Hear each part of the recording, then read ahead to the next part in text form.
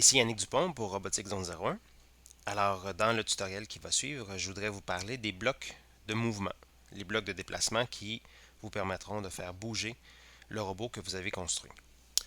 Alors, les blocs en question se situent dans la palette verte, la palette d'action, et ce sont les 4 premiers blocs que je vais décrire dans le présent tutoriel.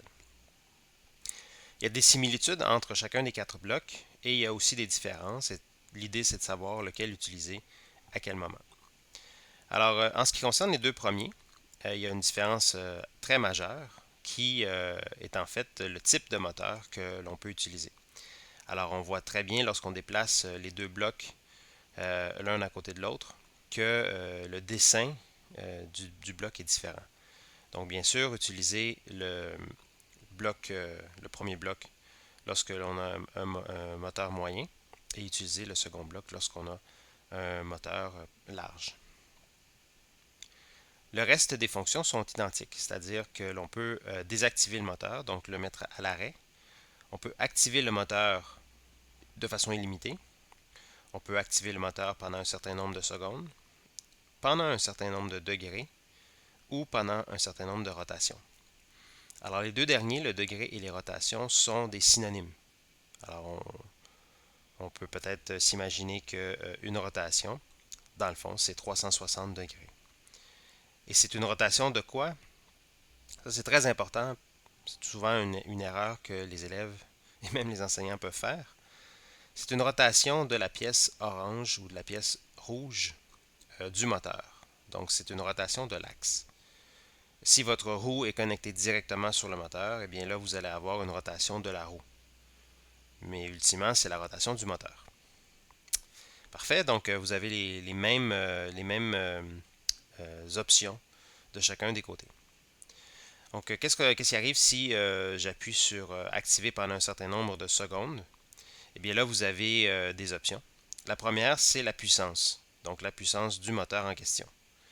Donc, vous avez ici 50% de la puissance et c'est une puissance positive, donc le moteur va tourner dans le sens des aiguilles d'une montre.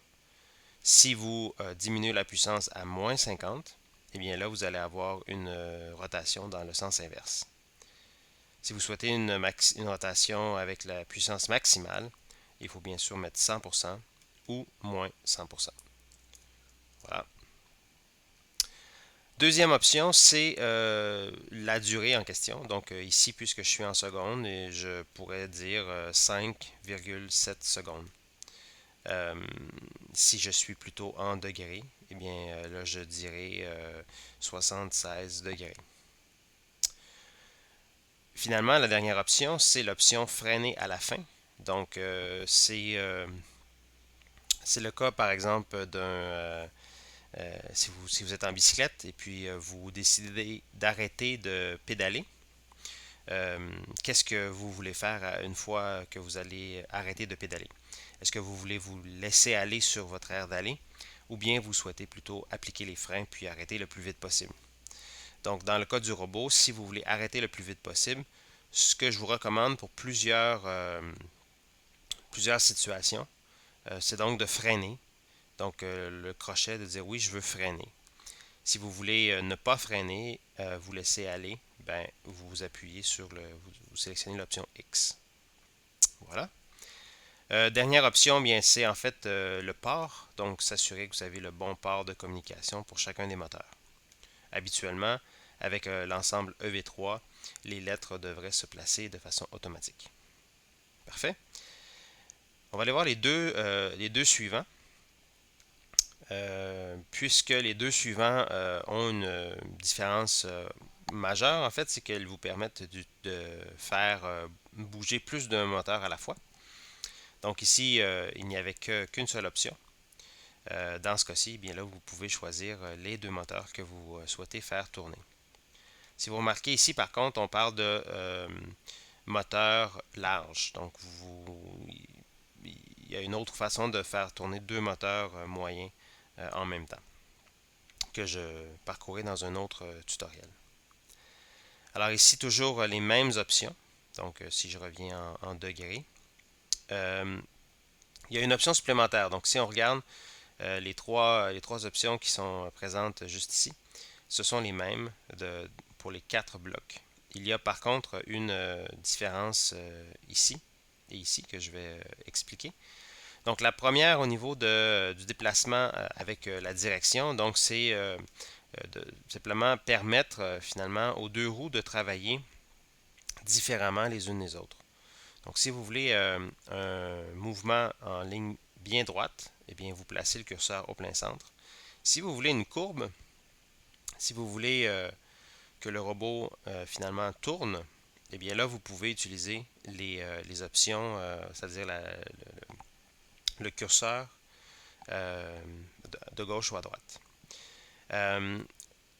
Dans chacun des cas suivants, eh bien, la puissance du moteur que vous allez avoir choisi juste à côté, donc si vous choisissez par exemple 100%, eh bien, elle va être redistribuée sur les deux moteurs par le facteur qui est ici. Donc, si on le place au plein centre, eh bien, les deux roues vont avoir 100% de la puissance, alors que si on le place de cette façon-ci, alors il y a une roue qui va avoir plus de puissance que l'autre. Plus de puissance que l'autre, oui, exactement. C'est très difficile d'expliquer le comportement du robot comme ça sur l'écran d'ordinateur, puisque le comportement de ce bloc-là va dépendre énormément du robot que vous avez construit. Donc, la grandeur des roues, la façon dont les roues sont placées, la façon dont vous avez construit le robot, tout simplement, va dépendre. Donc, je vous recommande de faire des tests avec ce bloc-là pour vous assurer que vous avez trouvé le bon chiffre pour faire la bonne rotation souhaitée. Pour ce qui est de celui-ci, il y a une différence assez majeure. En fait, c'est qu'on est en mode de déplacement qu'on appelle char ou tank. Donc, c'est un déplacement très particulier, ce qui fait en sorte que l'on a le contrôle, en fait, sur les deux roues. Donc, on a une puissance que l'on peut placer sur les roues séparément. Et donc, ce que ça permet de faire, c'est que on pourrait dire à une roue, par exemple, d'aller vers l'avant à 100% et d'aller vers l'arrière à moins 100%. Toujours, par exemple, ici, une rotation de roue. Une programmation comme celle-ci ferait en sorte que le robot va tourner sur lui-même, puisqu'il y a une roue, la roue C va partir vers l'avant, et la roue B va partir vers l'arrière, ou vice-versa, tout dépendant du robot que vous avez construit. Alors, dans un bloc comme celui-ci, vous allez réellement avoir une rotation du robot sur lui-même.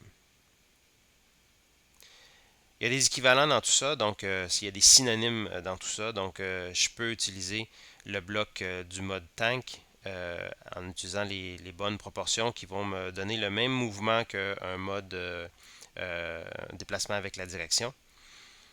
Mais dans le fond, la conclusion de ce petit tutoriel serait la suivante. Si vous souhaitez faire tourner un petit moteur, un moteur moyen, vous utilisez ce bloc-ci. Si vous utilisez un moteur large, je vous recommande le bloc suivant. Si vous voulez avoir un mouvement vers l'avant, vers l'arrière ou en légère courbe, je vous recommande le bloc de déplacement avec direction. Et si vous voulez un mouvement avec une rotation sur lui-même, donc sur le cou, eh bien, je vous recommande ce quatrième bloc. Dans tous les cas, avant de commencer un défi, eh bien, construisez un robot de base et essayez ces blocs séparément, ce qui vous permettra de voir qu'est-ce qui se passe avec chacun des blocs et de choisir celui que vous appréciez. Voilà, j'espère que ça répond à certaines de vos questions. La suite dans un prochain tutoriel.